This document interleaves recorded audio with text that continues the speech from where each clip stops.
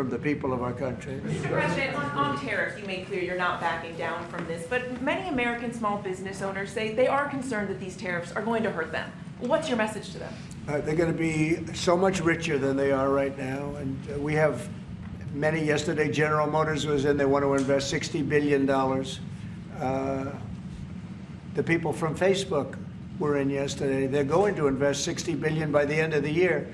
Other people are talking about numbers. Apple, as you know, a few days ago announced $500 billion investment. They're going to build their plants in the United States, which, as you know, almost all of their plants are in China. Now they're building in the United States. Look, the reason is two things. Number one, the election, November 5th, and the other thing is tariffs. I think probably in that order. But Tim Cook came in and he announced 500, think of it, 500 billion, not million. 500 million's a lot when you think about it, right? But I would have been happy with 500 million, but it's $500 billion investment by Apple in the United States. And that's because of the election result, and it's because of the tariffs and the tax incentives too, you know, tariffs and tax incentives. And I've never seen anything like it. We have plants going up now in Indiana. We have plants going up in Michigan. A lot of plants going to be planned from. I'm trying to steer them to Michigan because Michigan got so badly beaten by, you know, what happened with Europe. You know, if you look at Europe, take a look at the EU. We're not allowed to sell cars there. It's prohibitive because of their policies and also their non-monetary tariffs. They put obstacles in your way that you can do nothing about. But if you take a look at what happens, so we sell no cars to Europe. I mean, virtually no cars, and they sell millions of cars to us. They don't take our agriculture, we take their agriculture. It's like a one-way street with them. The European Union is very, very nasty. They sue our companies. Apple was forced to pay $16 billion on a case that, very much like my cases that I won. They shouldn't have been even cases, but we felt they had no case, and they ended up having an extremely favorable judge and decision.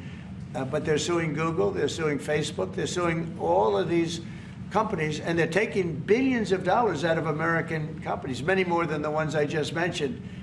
And I guess they're using it to run Europe or something. I don't know what they're using it for, but they treat us very badly. China obviously treats us very badly. Almost everybody does, and I blame past presidents, to be honest, because when I was president, we received so far about $700 billion from China over the years on the tariffs that I put in. No other president got 10 cents from China. And that was only beginning, except for COVID. I would have been able to finish the process, but we had to fight the COVID thing, and we did really well with it, but we had to fight. And then we had actually, as you remember, Mark, we actually handed over the stock market. It was higher than just previous to COVID coming in, which was sort of a miracle, frankly. We did a good job. But the tariffs are very important. And I think the psychology, there's great spirit. When Mark came in, he said, congratulations, there's a whole new spirit, there's a whole new light over this country, and really over the world. Because you have somebody that, a whole group of people, really, because I talk about this whole group, that we know what we're doing, and a lot of great things are happening. But I've never seen investment like this. Trillions of dollars is being invested in the United States now that would have never, our country could have failed. Another 4 years of this, what happened in the last 4 years, our country would have been a crime-ridden mess. And I don't know if you noticed, little thing they call it, but it's not a little thing if you like eggs and you don't have a lot of money. Eggs have gone down 25% in the last couple of weeks. We inherited that problem, eggs. Groceries have gone down a little bit. Energy's gone down. Do you want to speak to that for a second, Governor? Would you just say a couple of words, you and Chris, about energy, what's happened? Well, happy to, but I think that Chris and I just came from CERAWeek, which is the largest conference in the world, so global leaders, people from the EU, officials from all the energy producing countries, all there, and all the global nationals, all the US. The spirit of that group is through the roof, because now they realize that in the United States that President Trump's policies are pro-developing more energy, as opposed to we're trying to shut down energy, and that pro-growth, pro-business, pro-energy approach is giving people the optimism, so then the markets are reacting to that, and energy prices on the futures market are going to go down because people know we're not going to be killing off the energy we need for prosperity in all of our countries, but also for peace. Because people have used energy to fuel these wars that President Trump is working so hard to end. And we know that high energy prices were driving the inflation that he talked about. So it accomplishes two goals for us, which is prosperity for the world, peace for the world, when we have smart energy policies. And President Trump has brought common sense back to how we think about energy.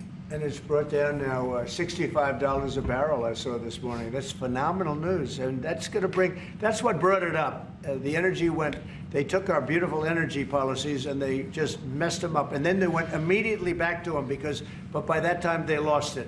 They lost that Bronco, as the expression goes. Chris, do you have something to say? Oh, I think Doug said it well, but you just can't overstate how important the return of common sense, the return of knowledge about energy and pro-American consumers, pro-investment in our country. I think globally that was welcomed. It means capital flows, it means more sobriety and lower energy prices, more economic opportunity for Americans. So yeah, it was elated atmosphere at a global energy conference. Well, we're working on one project. It should be very easy. It's a pipeline going through a small section of New York. New York's held it up for years, actually, for years. They wanted to do it for years and years. And it will reduce the most expensive energy almost in the world is in New England because they have no way of getting it there because it's been held up by New York. And the whole of New England and Connecticut and New York, the energy prices are through the roof. And this one pipeline will save per family $2,500 just on heating and another $2,500 on everything else. So the energy, by just a simple pipeline going through an area that wants it, an area that's not a rich area, it's actually a very poor area, would create jobs and everything else. And it's going to be way underground. Nobody's going to see it. Once they fill it up, nobody's going to see it. Nobody's going to know it's there. And families in New York and Connecticut and New England are going to save $5,000 a family. Think of that. Because right now they have the highest energy prices maybe in the world, they say. New England is a disaster. So we're working on that. In fact, the governor's coming in, Governor of New York, Kathy Hochul, who's a very nice woman. She's coming in tomorrow morning at 9 o'clock. To meet me on that and other things, not only that, but other things. So I hope we don't have to use the extraordinary powers of the federal government to get it done, but if we have to, we will. But I don't think we'll have to. I can tell you Connecticut wants it and all of New England wants it. And who wouldn't want it? And it's also jobs on top of everything else. So that's going to be very exciting. So we're meeting with the governor tomorrow morning.